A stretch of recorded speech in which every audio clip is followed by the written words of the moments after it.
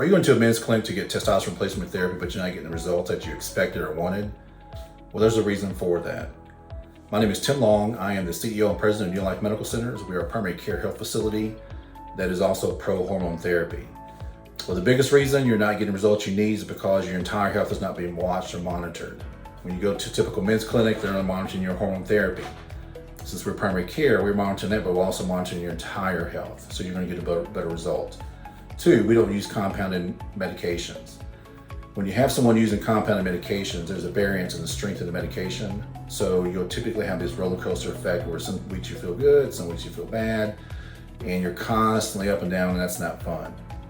So if you use a name brand product, you get a consistent result. So once we help a patient find their level, we're able to keep them there consistently. And then 3rd is that we monitor you very closely.